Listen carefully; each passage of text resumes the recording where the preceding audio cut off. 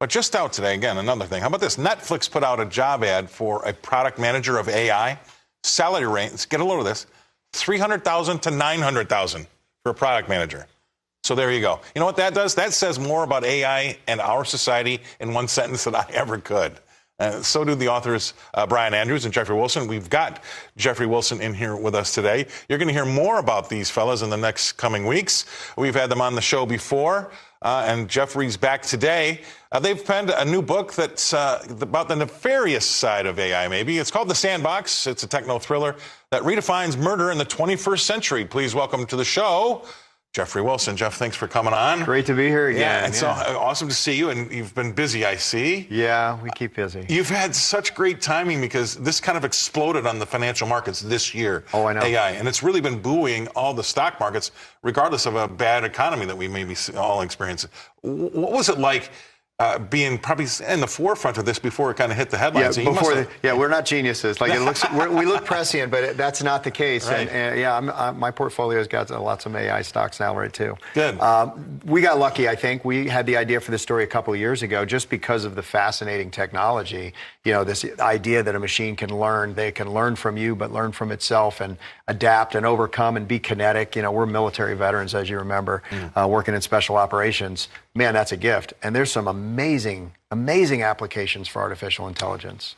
What's the most uncomfortable thing you learned? Yeah, the most uncomfortable thing we learned in our research was that we don't know anything about how this machine learning really works.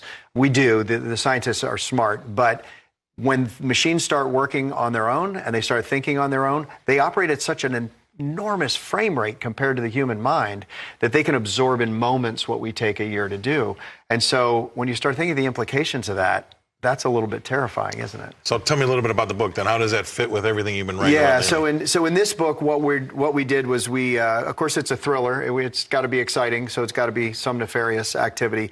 In this book, what we did was we explored the question, our what if question was, what if an AI, a sentient AI, went mad? What would that look like? And why might that happen? So a sandbox, the reason for the title, a sandbox is a program designed to contain an artificial intelligence in parameters that you want it to operate in, right? What if that artificial intelligence was in a sensory deprivation tank because at 5 o'clock when all the humans go home, it's alone? What might that do? We know what that does to humans. And so that was the idea here. So this is sort of Hannibal Lecter crossed with an artificial intelligence, and what would that the implications of that be? I mean, it gives me goosebumps because number one, I love technology, so I can't wait to see what it really can do. But then there's some things that you have to. I mean, we're still in the Wild West when it comes to the internet. Right. People are still being fleeced online, and there's still some really bad things happening with that. But you know, yesterday, I don't know if you noticed this, but yesterday a report came out that there's a firm that just landed some money for some funding to marry brain cells with artificial intelligence. Right. Did you see that? Yeah, I saw just the header. The blurb, but yeah. I mean, boy, oh boy, even better timing for your book too. By the way. Right. That is an amazing thing, isn't it? Yeah, it is amazing, and the creepier it can get, the better for our book. Yeah. But you know, the flip side of that is the amazing good side implications. Right. And we don't take a stand here for or against AI. It's a thriller, so there's some terrifying things in our book.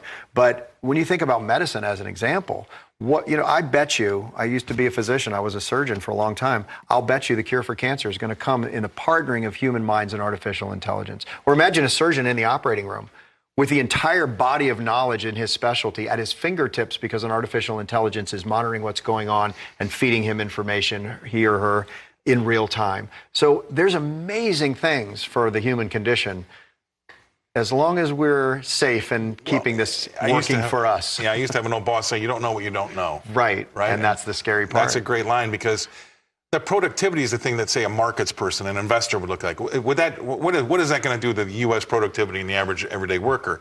You think it would be going up, but going up for those that still have a job? Right, yeah. Right. Well, and in our business, the chat GPT and all this stuff with, are they going to write the novels? And in the end, it might come down to something as simple as you as a consumer saying, do I want to share the human condition with something written by one of my fellow humans or by an artificial intelligence? And it might be as simple as that. Right now, they can't write like us, but they will. Because man is driven by power and greed and money and sex. I mean, those are the things that drives man, right? Or the human person. But that doesn't drive a computer yet. Right. Could it, would it down the road? I mean, we don't know. We don't know. You asked what was scary. That's what's scary to me, is not being able to answer that question. What will the motives be? Right now, if you have by limited, I mean, you've set parameters for this artificial intelligence and it operates within that programming. But when you start talking about a program that becomes sentient, becomes self-aware, right, it's going to decide what its motives are. I'm getting nervous. Right? I mean, and then you start to say, well, what happens when it says, well, I could probably do my job better. You programmed me to do this job. Maybe I could do it better if you weren't bothering me so much. And then you go, right? That's when you get the chill down your spine. Well, it's everywhere already, right? And they've got some radio DJs now that are 100% AI already. Crazy. So, Crazy. I mean, it's going to happen. It's just how we deal with it. And I've learned over my lifetime that a lot of these things, if you put your head in the sand, it doesn't work out as well for you. I agree. You try to keep your chin up and kind of embrace it and then make a plan going forward. Is that a good idea? Yeah, and I think that's what we should be having that conversation. There's the alarmists, and they're the, oh, don't look over here, there's nothing to worry about. Let's ignore them and all come together as a species and just say, hey, how do we as people, forget about politicians and technology, how do we want to manage this? I think that's a really important lesson to take away from that. So I really appreciate you coming on. I mean, the book is going to be fantastic. Real quick, I know you've been chosen to do something else Clancy-wise. Yeah, we're doing the Clancy. We're taking over the Jack Ryan series. Our good friend Mark Cameron has done a bunch of them and done a great job. But yeah, and ours, you may remember Brian's a submariner. Ours is coming out on the 40th anniversary of the Hunt for the Red October. So great timing. Perfect timing. That. All right, thanks for coming on. I really appreciate it. Great to see you, man. Stay right there. All right, now it's time to dial up that cow phone. You know what I like about this one. This is what people like you folks say about us folks, right?